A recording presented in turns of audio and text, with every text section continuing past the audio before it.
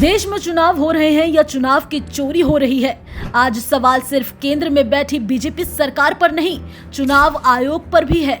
हाल ही में पश्चिम बंगाल में लाखों लोगों के वैध वोट काटे गए, लोगों के नाम वोटर लिस्ट से हटाए गए और जब वहां की सरकार और प्रतिनिधिमंडल ने सवाल उठाया तो जवाब मिला गेट लॉस्ट।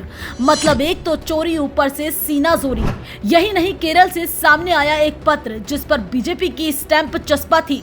अब सवाल ये है कि क्या चुनाव आयोग बीजेपी के ऑफिस से चल रहा है या बीजेपी खुद चुनाव आयोग को चला रही है। दिल्ली चुनाव में भी चुनाव आयोग की मिलीभगत से भारी गड़बड़ी की गई और पूरा चुनाव हाईजैक करके चोरी कर लिया गया। पूरे देश में चुनाव चोरी का मुद्दा उठा और चुनाव आयुक्त के खिलाफ सदन में प्रस्ताव लाया गया, जिस पर लगभग 193 सांसदों ने साइन किया।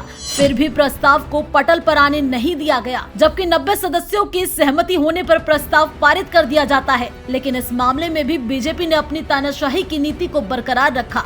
यानी साफ है कि बीजेपी संस्थाओं को कब्जा कर लोकतंत्र का गला घोट रही है। चुनाव आयोग अब निष्पक्ष नहीं बल्कि मनमर्जी से सत्ता हथियाने के लिए बीजेपी का हथियार बन चुका है।